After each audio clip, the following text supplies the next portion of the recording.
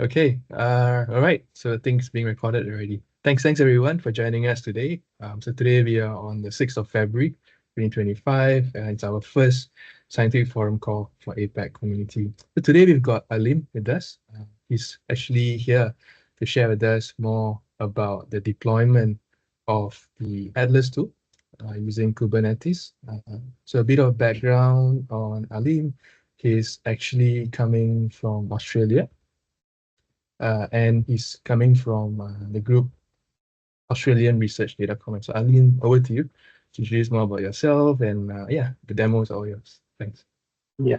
I'll just perhaps I'll simply introduce myself. Okay, I'm Aleem Uddin. I am research infrastructure specialist virtualization at Australian Research Data Commons, and I provide advice around the use of software containers and research software. And yeah, I hold a PhD in information systems, and I have background in electronics and communication engineering with a lot of experience in both teaching and industry as well. That's a bit about me. I'll simply, I just want to simply thank this forum for giving me this opportunity to present this topic. So with that said, I will start sharing my slides and my screen so that, so that I get started with the presentation. Yeah. I'm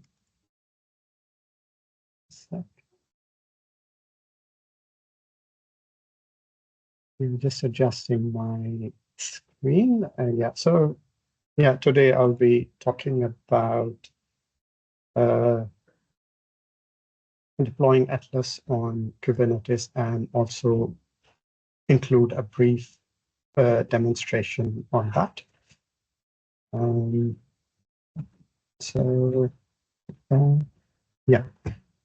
So we start off with acknowledgement of country, acknowledge that we are meeting on the traditional lands of Uddin people. I pay my respect to their elders, past, present, and emerging.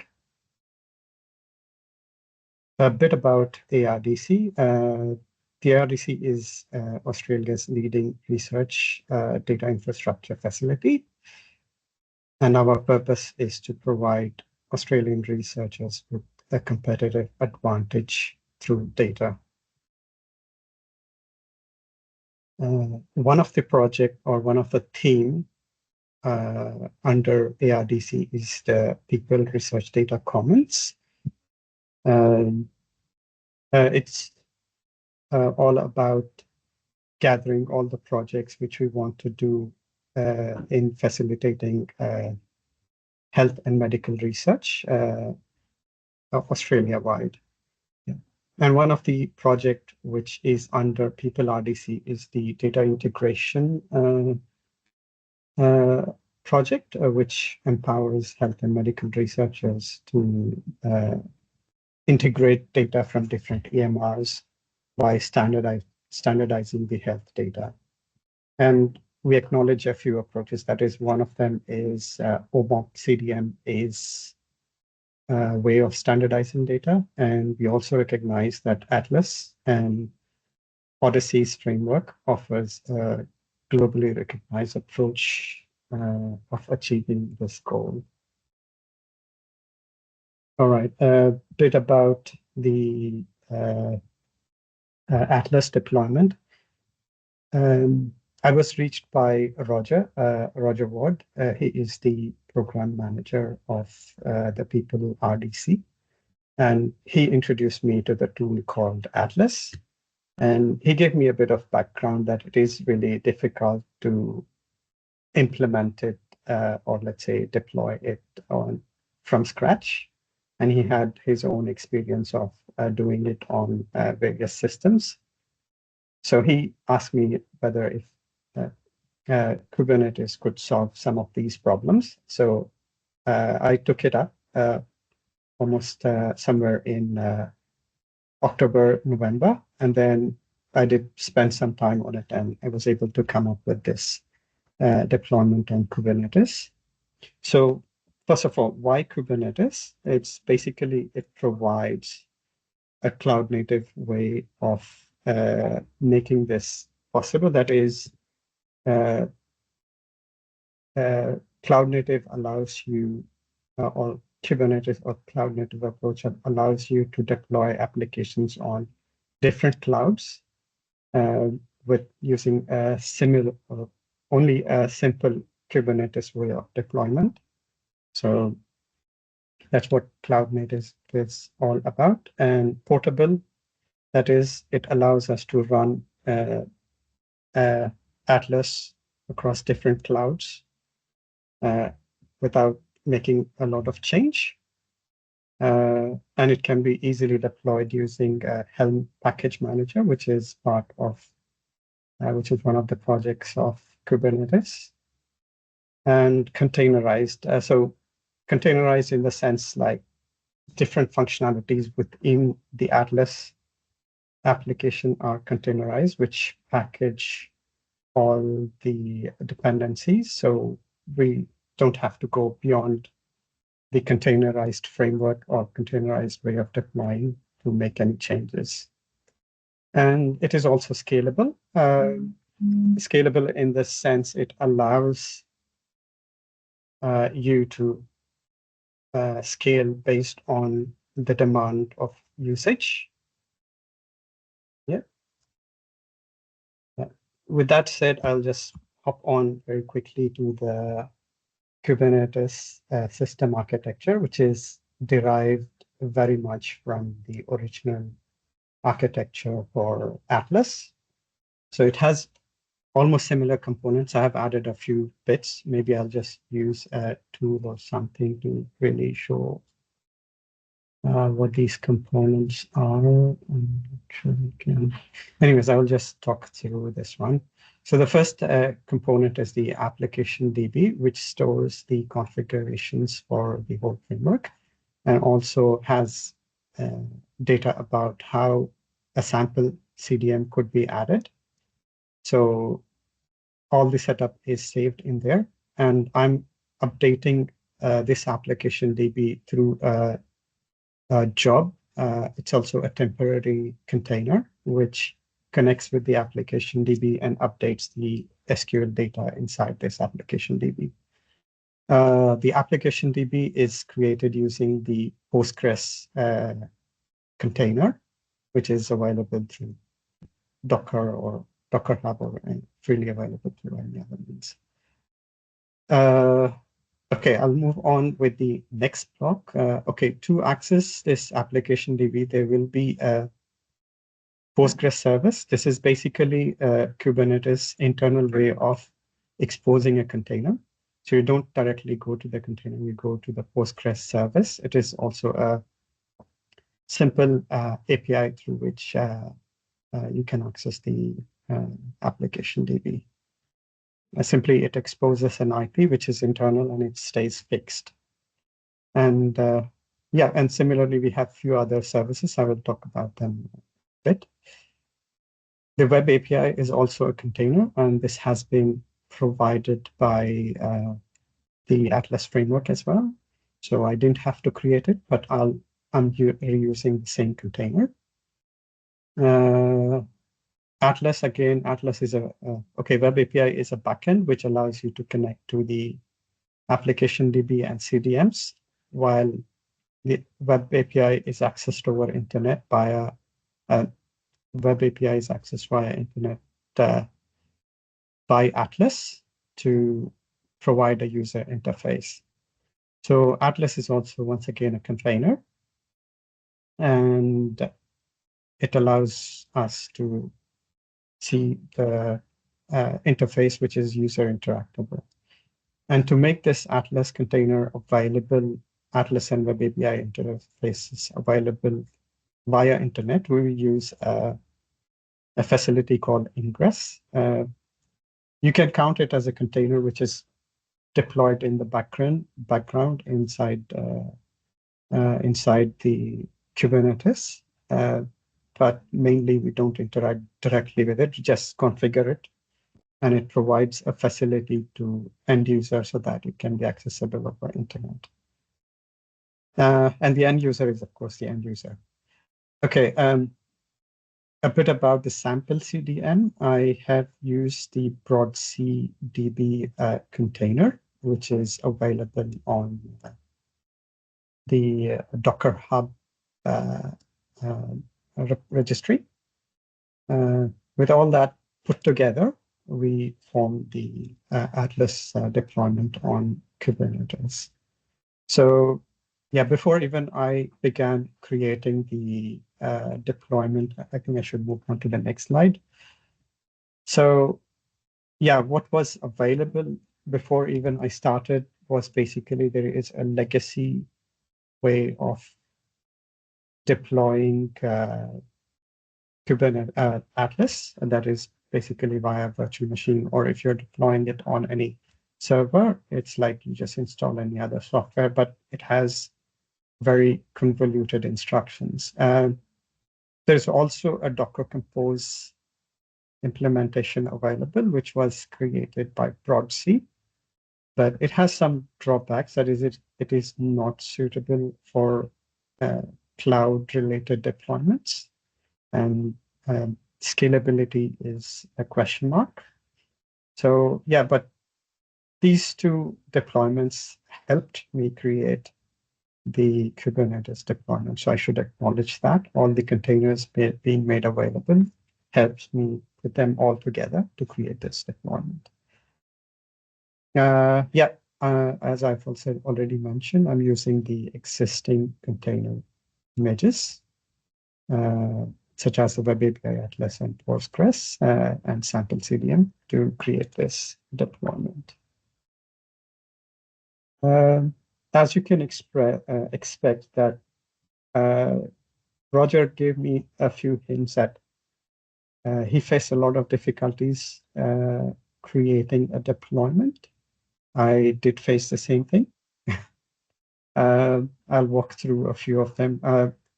The most important point is like I started off simply creating a Kubernetes related deployment. So once I finish and come out of all these problems, I have a ready functioning deployment which can be deployed anywhere. So I will go with the first one. The legacy application was having a lot of convoluted instructions. So I had to hop many GitHub repositories, go through different forums to really understand what the legacy application was and to understand the framework, the architecture itself. It had a lot of database handling, without which the application won't start. So that was one of the hurdles as well. And understanding the architecture thoroughly and reproducing it was also a bit of a challenge because I felt that documentation was not what I could really understand on the first go. Yes. And then putting it all together, yes, we need a Kubernetes secret file to store the database passwords, which I'm giving it slightly security as a priority because we don't want to give out the passwords. Application DB persistence. Okay, this was basically having a storage attached to Kubernetes so that it persists across the restarts. Sample database, that is BroadC DB.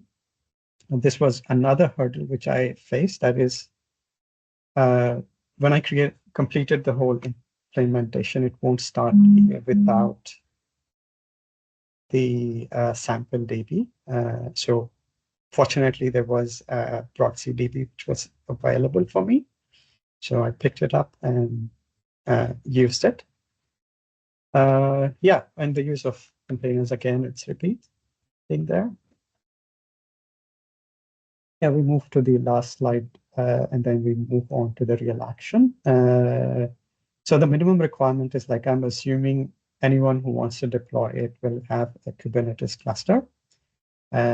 this is very easy in the sense like you just go to, let's say, Google Cloud, and you go to the GKE, or you go to Azure, AWS, and you go pick the EKS, Amazon Kubernetes Elastic, or Amazon, or EKS. It's called EKS for Kubernetes Service. I don't Elastic, I guess. So yeah, so you have ready cluster by that way. And if you're using commercial cloud, it is already scalable. You don't need to really bother about making a lot of changes there. The storage is by default provided by storage class and all that. Minimum requirement will be 5 GB. I mean, I'm putting it as default, but I felt this would be a reasonable ask, and a medium-sized cluster if you're simply trying to deploy it on a server or in-house. And I'm providing 2 options of deploying it. One is simply applying the YAML files. So a quick touch on what YAML file is. Like each of this service, which I have talked about on my slide before in the architecture section, like each container is a YAML, each service is a YAML file. So it's all captured in infrastructure as code way of deploying. And yeah, with this deployment, I'm also giving away a way of adding a new CDN as a Kubernetes job. So it's with minimum edit of code, you can add a fresh CDN to the implementation. And I'm using Nectar Research Cloud, which is one of the service which ARDC provides. This is for the Australian researchers. They get to use our research cloud to create research projects. So I'm just using that facility to run this demo. Right, without further ado, okay, the source code can be accessed on this link. I will make this presentation available. If anyone wants to go access it, they can. And also, I've made the source code open, so if anyone wants to contribute or reuse or make suggestions, I'm really happy to look into it. Yeah, with that said, yeah, these are contact details for ARDC, but let's hop quickly into the demo part of it. So the first part is basically the repo captures everything. So all the instructions, like what this deployment is about, is written over here. The documentation is there. The architecture is once again repeated here. A bit about cluster dimensioning, and this part should capture everything, which is enough for anyone to reproduce this implementation, or if you want to go the other way, yes, using YAML, you can do it. And to create a fresh CDM, real world CDM, you can use this one as well.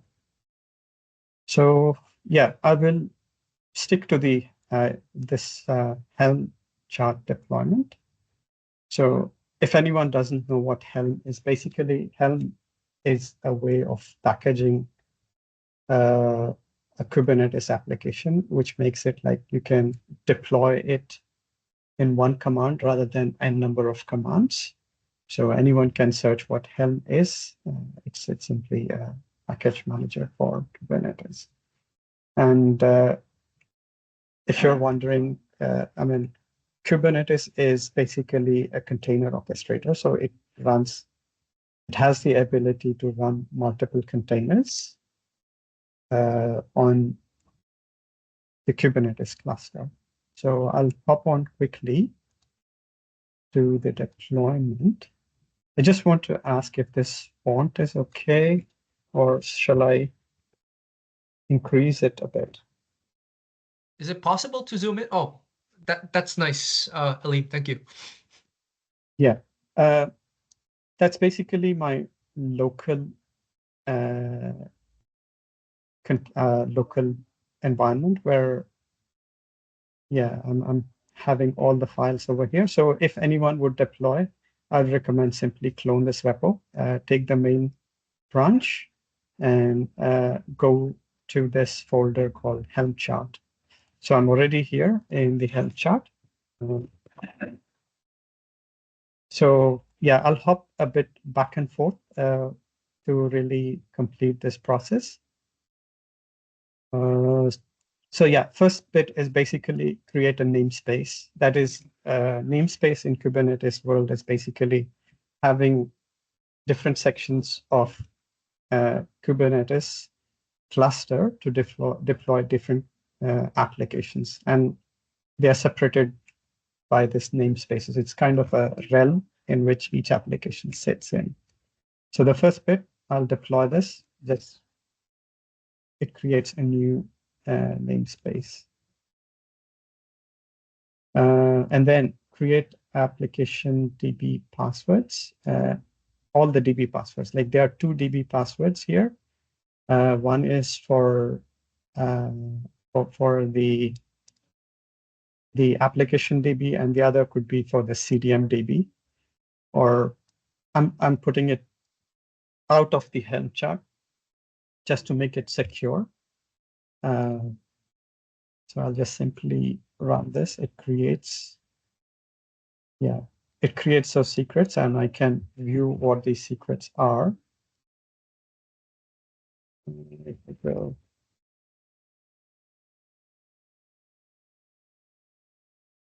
Yep, the secrets are there. It will be like, yeah. I can show you, I mean, it's all encrypted, but the best way is like, we shouldn't share these files with anyone. So I'm keeping it out of the Helm deployment. The next bit is basically once the secrets are created, we simply deploy this Helm chart. Basically, the Helm chart is sitting inside this folder called Atlas Helm. This folder inside the current folder where I'm sitting now, Helm chart. So just give me a sec. I will copy this one.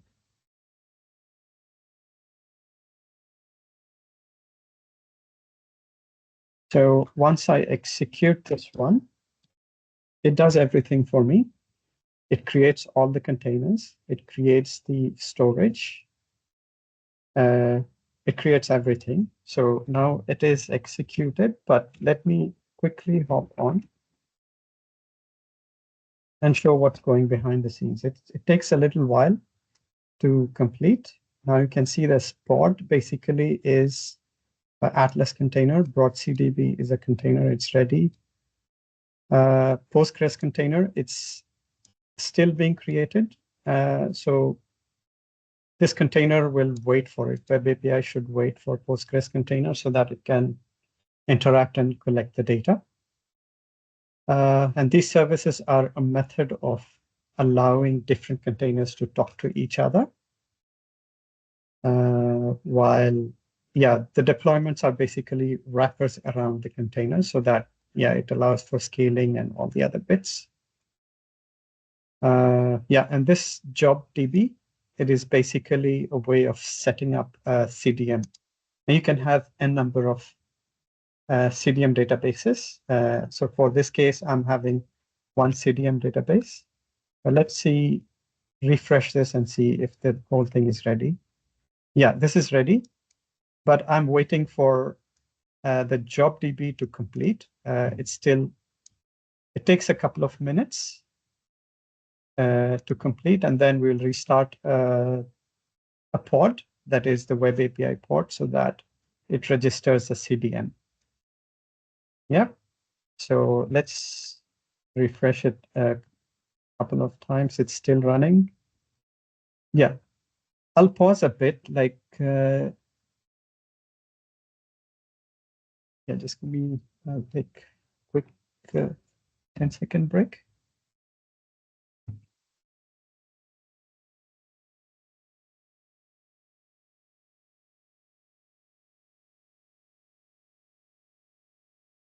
Yeah, it got completed.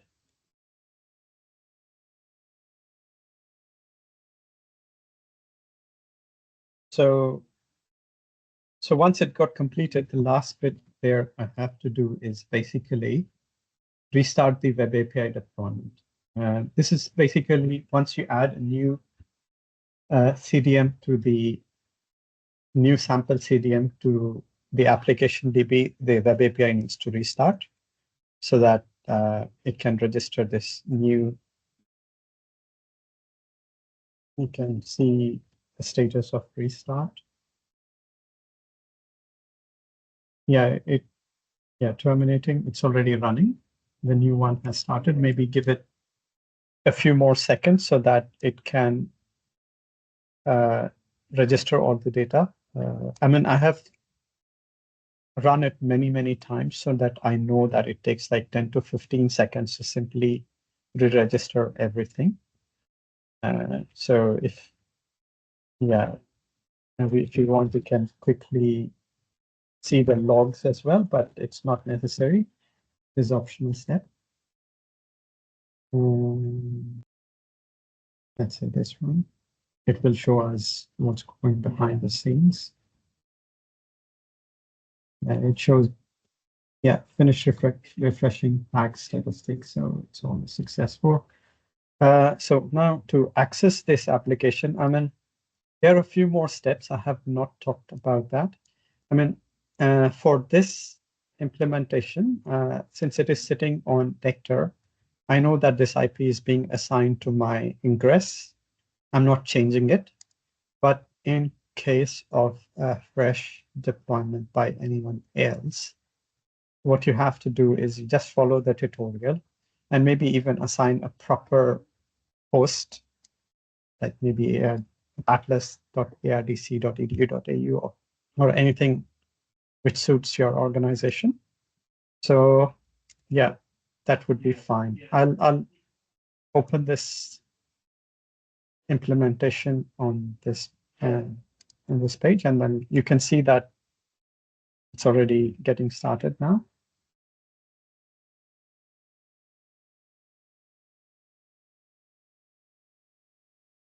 So, yep, there you go.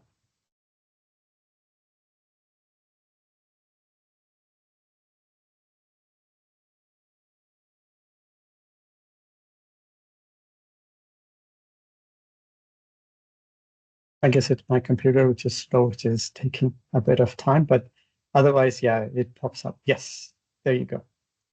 So all the warnings and bells and whistles, like what it should be having, the CDMDB is already there.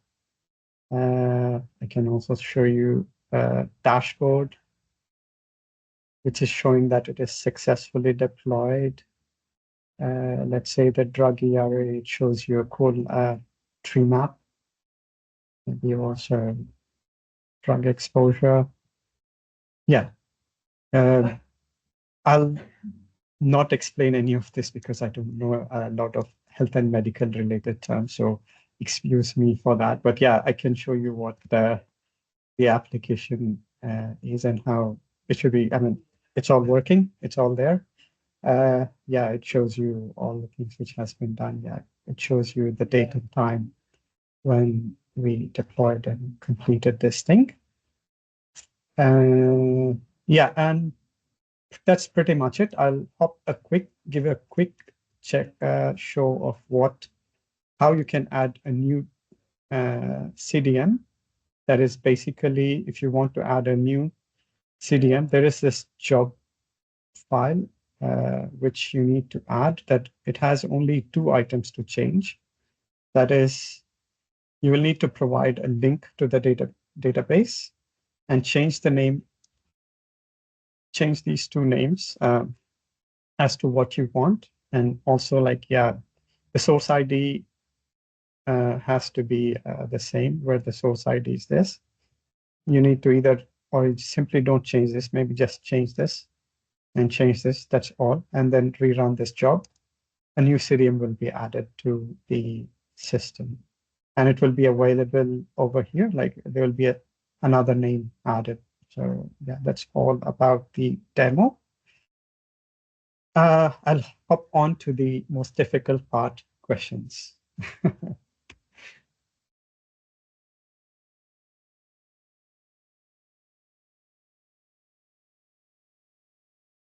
Song, I Mukesh, think you're you have a muted. question. Yeah, I think you have a first question there. Go ahead. Yeah. Yeah, maybe I'll just kick off the floor, open up the floor to better understand our audience, right? Today, Aleem, you've given us a very technical, from my perspective, as a very non-technical person, I'm a project manager in training. So basically, most of what you just explained is pretty alien language to me. And from my perspective, I think the question to the rest of the audience here who potentially speak the same language as yourself, I just want to know, comparing the legacy way of installing Atlas and implementing Atlas and the method that you just described, in which we use something called Kubernetes to assist in that implementation. What do the audience who understand what you've demoed today, what do they think on the benefits and the difficulties on both methods, right? I want to understand how better this is or how worse this is, etc., etc. But again, I don't know our audience here today, so maybe I'll just. Is there anybody here who've done a traditional or a legacy implementation of Atlas? I hate to call out names, but based on the names I'm seeing today, I think a lot of our audience today are actually in the research side. Perhaps Karthik is here as well, but I think Karthik is also PM. Oh, Chan, you have your hand up. Yes, while I'm not actually tech person, so I'm more research side, but I usually, I prefer to use Google Cloud Platform to deploy the demo Atlas, which we use in the many tutorial sessions in ARDC, APAC symposiums. And so, there is a like in the market, in the GCP market, kind of open market, there is click to deploy Atlas, at there. And then I'm thinking about to use Kubernetes to orchestrate the containers of Atlas before, and since I'm not a tech person, so I just gave up. Just I wanted to, but I just gave up. So it's really interesting, even though I cannot understand them, most of them, but still it's interesting. But I wonder what the use case is for this. So do you want orchestrate multiple containers of Atlas within the system? Yeah, the first thing is like, let's say if you have this implementation, you can take it and deploy it in any cloud. So you're saying it is available in GCP, the click and wait, but does the same thing exist in AWS, or if you go to Azure? I don't know. And also, like we have Nectar Research Cloud, and every university have their own way. And perhaps also many of the health and research facilities, they have their own servers which cannot or don't use the GCP or commercial cloud. So what this does is basically gives them a unified way of deploying it. So what all you need is simply have a cluster, Kubernetes cluster, and you can simply do it within a couple of commands and you're ready. So that's one of the application I'm seeing it. The other advantage we can have is like if you have a very large data, which you want to do, and you want to, or maybe too many users, this way of deployment allows you to scale the application automatically. You don't have to readjust by yourself. But like I didn't put the scalability part into this thing, but it is kind of a to-do. But it's very straightforward. You can add a tiny bit of code, and it can auto scale to allow the growth in traffic. Yeah, so it gives an advantage over the traditional way of deploying.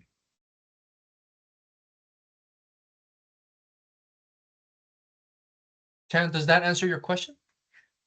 Oh, I was muted. Okay. So yeah, thank you for clarification. In my institution's Severance Hospital, we are managing the Atlas instance on AWS, Okay. and it's a single instance, and then it's not scalable, I just said. So once again, we are trying to incorporate the GCP in our research platform as well.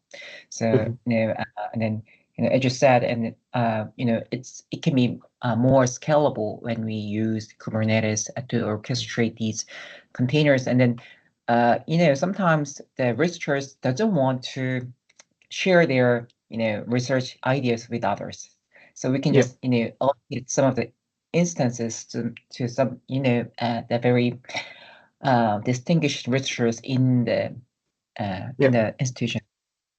That could be another use case of this, and once again, it's very interesting, and then I hope that we can implement this system into our hospital as well. I think that's a very good use case. I have not seen the real implementation of how people use it, but what you said gives me a good hint at how it can be helpful for researchers to simply reuse this thing and keep it private. I'm sure that most PhD students want to keep it private until they do the publication or come out with something. Yes, that would be a good use case. I'm also wondering, like, if Atlas provided a username password way of separating the environments, but so far I didn't see it. I'm simply deploying this application. Yeah. I guess there was another question. I think that it was more of a comment, so I think I did it. Perhaps I address the question. Yeah. So Mukesh, I guess, was the next one who raised his hand. Yeah. Thanks, Aleem. I think echo Chan's comment there.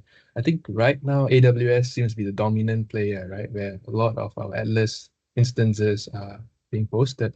I was wondering whether it could help if we had a repo that looks at the Kubernetes on AWS. Perhaps that could be one way we could start building around it, like and then another one could Kubernetes on GCP and then on Azure. So depending on the hospital's infrastructure or the preferred cloud provider, right? They have a easy click to deploy on Kubernetes as another option, potentially. Yeah, so that could help. Yeah, what I would say is like this one is, you can take this code, it's agnostic of any cloud. You just need a couple of things. You go to GKE and you start doing what I did in the demo, and it will deploy. I don't see there is any additional settings. Even if it is a single researcher, they can simply take the IP address and change the IP address in the ingress, and that's all they have to do. Apart from that, there is nothing they have to do additional. In fact, I did not even show that when you're setting up the passwords, there's this file, the secrets file. You need to edit. Of course, when you're creating this has to be done. There is an instruction on how to change those passwords. These are default passwords. We should not expect anyone to keep these passwords as it is. But even if you don't want to do it, I mean, don't expose the URL to anyone. It still says it's safe. Yeah. So yeah, that's a bit about it. Yes, I think it addresses what you are saying. Yes, it can be deployed on any cloud. Yeah, we'll have a go and let you know of our experiences. I think at A-Star we do have one on AWS as well. Irvin on the call He's been also working on the Atlas deployments, and yeah, we'll definitely give it a go and see how we go about it. Yeah. So, I think so. I had a bit of comment before you go. Like when I was doing the research around, like, do I really need to make all this or spend some time? I saw that the AWS implementation is a virtual machine. It's kind of a template. If anyone wants to recreate it on AWS, you just execute it and it creates it for them. But there is also a drawback for that. Like, it has to keep running for as long as the research goes, and the researcher has to pay for it, or the institution pays for it. Yeah, that's one bit of it. The other, in this case, it would be like you can even run it on your local machine. It's also possible to have a micro K8 service, but there are some technical bits and pieces you need to overcome. But yeah, it can be done. The other bit is like, I've seen some of the scientific presentations of this community that the CDM itself is the big key to research here. So how do you, like, you don't have to recreate the CDM itself, but you can integrate it simply. Like, if anyone is running it as a sample and it's live, a researcher can simply integrate the CDM and do the research on their own instance of Atlas without sharing the research. That can also be a way of doing it. Okay. So?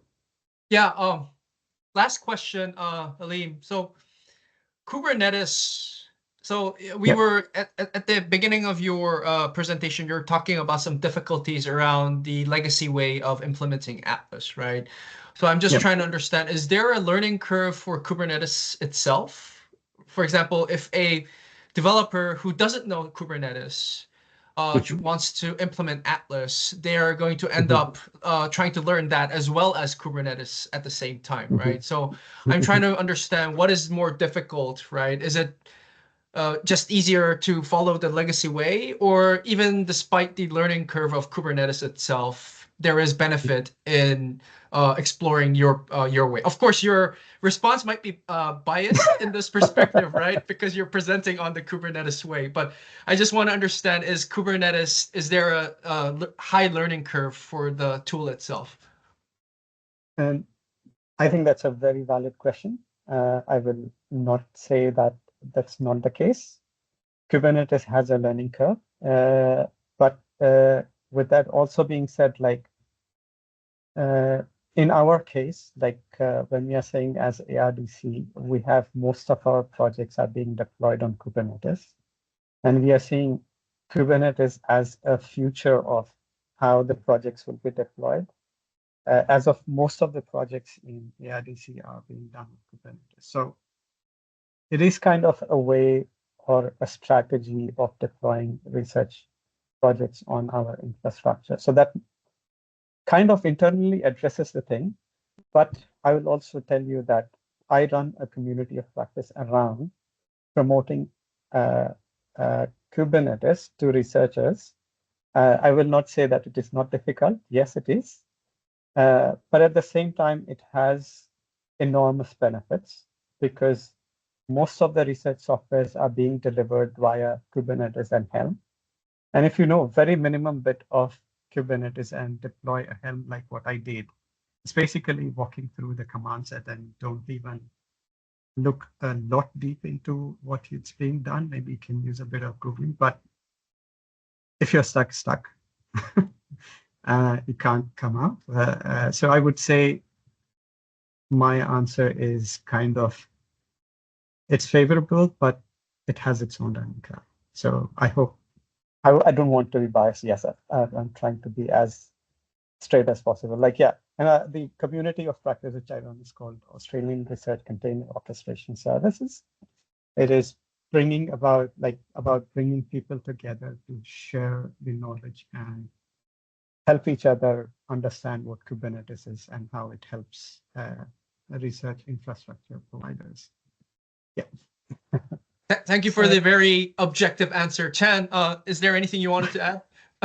So once again, I'm not a tech person, so I do not know really much about the Kubernetes or other orchestrating things. But the one strength of Kubernetes, to my knowledge, is that it's open source. So and then you can just you can implement it in your on-premise server. That is the strongest factor of this. And then, but if you are using the AWS and containers in instances on AWS, there is an ECS system which can, acts like a Kubernetes, which can orchestrate your multiple instances. So, it depends on your infrastructure. If you are using AWS or other cloud system, and then if you do not want to spend your time to learn Kubernetes, then you can just choose a little bit more expensive and then easier way to orchestrate your containers. But Kubernetes is kind of standard system in this purpose. So so I'm a little bit a big fan of Docker and Kubernetes. Yeah, I'll answer it in this way, that Kubernetes has been capturing like 80% of market in orchestration, container orchestration, and it is the leading orchestrator. Cloud Native Compute Foundation, that's kind of the leading body in creating ways of making applications cloud native. So the Kubernetes, they regard, or let's say the statistics of usage are that Kubernetes is the dominant way of delivering applications. While at the same time, like, yes, ease of use, maybe you can say for a short while, Docker is a simple GUI way of doing it, but has its own limitations. What we see is like, and also that there is, you mentioned that the ECS service, it is a legacy service. It does not exist on any other platform. So you're, yes, it says for the EC2 in AWS. Yeah. So what it does is it's basically, it has those like proprietary things which ties you in, and you cannot go out of that. That creates a bottleneck. In the long run, you will be ending up paying money for that. And if you want to hop from, let's say, Amazon to Google, or let's say you want to do it locally and you want to come out, you can deploy a Kubernetes service on your local machines and you can do it. So that way, Kubernetes is the leading thing. And that's one of the strategies which we are trying to promote at ARDC. Yeah. So I hope, like, I'm not trying to be push a lot. It's not an advertise, but if a researcher, like a general one like myself, I just completed my PhD very recently, so I always look at ways of doing it easier. So this is, I think, if an effortless way of doing Kubernetes for any researcher on their own device would be deploy micro K8s. And the same thing could really expand onto any cloud as they are conversed with it. And this is easy. So I think I should not really promote it too much, but at the same time address what are the advantages and keep it objective. Yeah. It's your session, Aleem. You can do whatever you want. Oh my God, that's very generous. Yes, I know that this is kind of a community. So I also run a community. So we tend to be a bit more of informal. So I'm really happy to open and take the questions. Please don't feel that I will be offended with some questions, but they are good questions and you're asking very relevant questions. Yes. Thank you. You answered my question. Thank you very much. Any other questions from the audience? I think we still have about 28 people online. That's good. Yeah.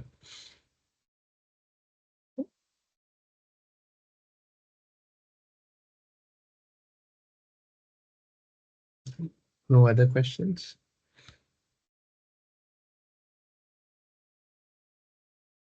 Yeah. Maybe I have one more, right? What about cybersecurity?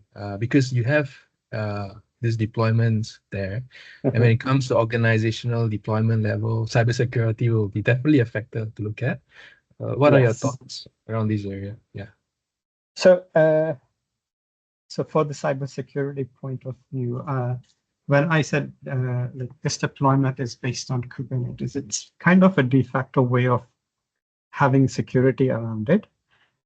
So I will talk about the internal way of delivering it, like Nectar Research Cloud, which provides a service called the Kubernetes. I don't know what they mean it as, but like you can simply create your cluster by click and point way of doing it. So they have layers of allowing the traffic in and out to the cluster. So that can be enabled at a very high level. And then there are different granularities inside Kubernetes itself. Because this is not just a local system which I created, Google created it. And they are kind of, it's a very leading project and being adopted globally. So there are various security provisions within the Kubernetes itself. So you can limit traffic where it goes and where not it goes. Let's say I will hop back quickly to this architecture. I can tell you how it really works. A few bits and pieces, but like it's not everything. It has its own. Say, for example, an end user wants to access a DB, so which I should not allow. It has to only go up to Web API, the traffic. So what I can do is there are ways of having network policies inside the implementation itself, which says that no ingress allowed to application DB. Right? And similarly, like the architecture itself wants a web API to be exposed to anyone and on internet, which is the default way, like because it's written in JavaScript. So yeah, it's called Splash JavaScript or something. So it has to be available to internet. So unfortunately, this cannot be disabled with the application architecture itself, but Kubernetes allows us to really limit the traffic in different ways, but not this one. So this is an application issue, which I can't do anything about it, but it's kind of the inner thing, how it works. So apart from that, like, yeah, you can, as I said, like I deliberately did not include the passwords inside the Helm package. I said, well, let's keep it outside this one. That is because like you can keep those files out and not give it to anyone. Whilst at the same time, you can sync all the repository onto your GitHub repo and keep this file not synced. So no one has the actual passwords. So all those bits are built into it. Only thing is like how adept anyone is in using Kubernetes and the system. That would be the question. Yeah. Okay. Thanks, Aleem. Yeah. All right. Last 5 minutes. Any other questions or thoughts? If I may, like I wanted to ask a reverse question. Let's say I was looking for some sample DBs which are publicly available, not the whole system, perhaps maybe just any one of these. If I could integrate into, let's say, a demo system which ARDC might host, that could serve as a good use case for us. Or perhaps give us a sample DB which is like open source and I can use. I would really love to see that sort of input coming in. We can also host it on ARDCs. I mean, at the moment it is all in demo stages, but this will convert into a proper ARDC kind of way of delivering Atlas. Is there a way? Yeah. So Ali, maybe I can provide some input here. So in the Odyssey community, there are some sample databases that the community normally uses. There's one called Simpuff, and there's also another called Mimic. So Mimic is a native sample data on its own, but there's an OMOP version of it.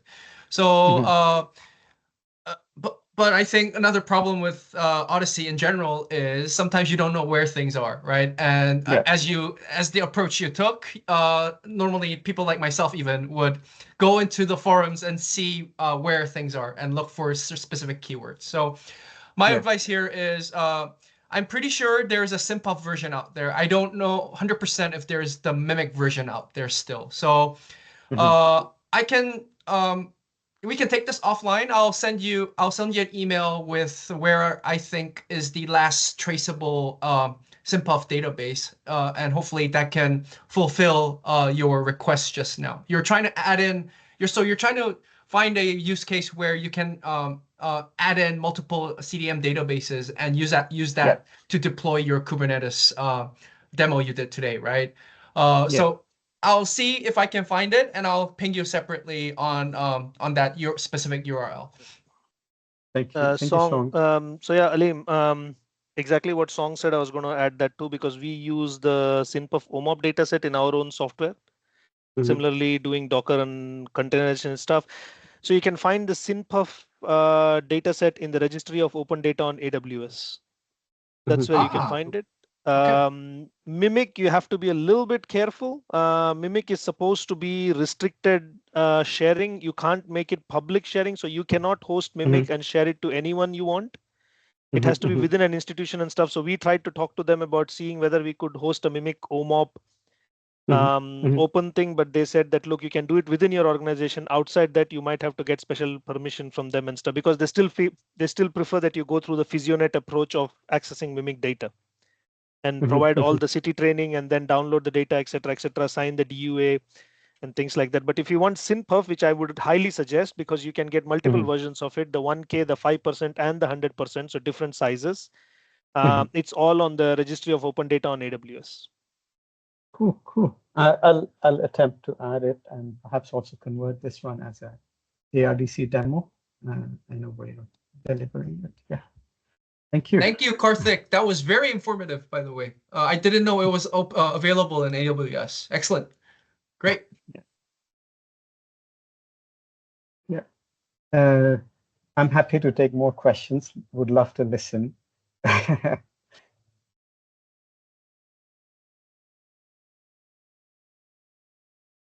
Yeah, if no one has a question, maybe I'll ask another reverse question, perhaps. This way I can have some community input. I was looking at some input on, like, I don't have a hands-on, like, kind of real-world scenario creation of the data sets, or perhaps running a live way of CDM or creating and maintaining it. So how does it look like at a very high level?